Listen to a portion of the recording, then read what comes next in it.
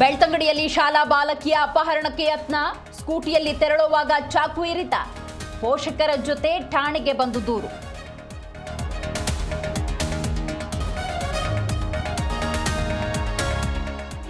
ಮಹಿಳಾ ಅಧಿಕಾರಿ ಮನೆಯಲ್ಲಿ ರಹಸ್ಯ ಕ್ಯಾಮೆರಾ ಪ್ರಕರಣ, ವೃತ್ತಿ ವೈಷಮ್ಯದಿಂದ ತೇಜೋವಧೆಗೆ ಯತ್ನ, ಬೆಳಗಾವಿ ಪೊಲೀಸರಿಂದ ಇಬ್ಬರು ಅಂದರ್.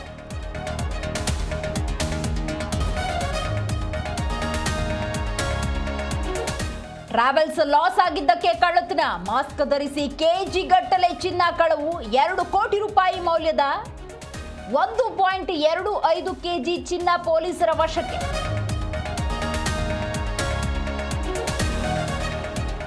ಚಿನ್ನಸ್ವಾಮಿ ಸ್ಟೇಡಿಯಂನಲ್ಲಿ ಪಂದ್ಯ ವಿಚಾರ, ಗೃಹ ಸಚಿವ ಡಾಕ್ಟರ್ ಜಿ ಪರಮೇಶ್ವರ್ ಭೇಟಿಯಾದ ವೆಂಕಟೇಶ್ ಪ್ರಸಾದ್. ಗುರುವಾರ ಮತ್ತೊಂದು ಸಭೆ.